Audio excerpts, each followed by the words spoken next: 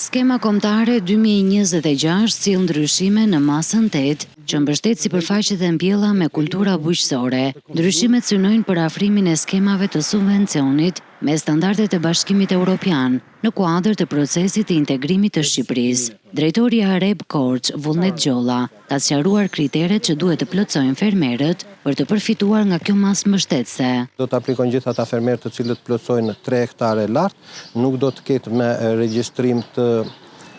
produkteve për vlerësim, por mjafton që ata ta kenë të mbjellë këtë sipërfaqe dhe normalisht do t'i deklarojnë çfarë i kanë mbjellë, por nuk ka rëndësi e produkti i mbjelljes, do të kenë dokumentin që është certifikat pronësie apo AMTP. Mëtej Gjolla u ka bërë thirrje fermerëve të krijojnë shoqëri të bashkëpunimit bujqësor, pasi kjo formë organizimi rrit mundësitë për përfitim nga skemat mbështetëse. Për shkak edhe të aderimit në Bashkimin Evropian, po mundohemi edhe bëjmë përpjekje maksimale që të përshtatemi ligjeve dhe skemave subvencionuese të Bashkimit Evropian dhe unë ju bëj thirrje të gjithë fermerëve që të plotësojnë këto kritere, duhet të bashkohen bashkë, ashtu siç kemi bërë edhe në takime të tjera thirrje të tilla, pra është e mira që fermerët tanë për të pasur një kosto më të ulët dhe të përshtaten skemave me të cilat po bëjmë të pamundurën për të aplikuar fermerët, të bëjnë bashkimin midis njëri tjetrit. Nga masa 8 mund të aplikojnë edhe fermerët që punojnë toka të marra me qera, mjafton që të regjistrojnë kontratën pranë njësisë administrative përkatëse, një procedurë që synon të lehtësojë aplikimin dhe të zgjerojë numrin e përfituesve të kësaj skeme.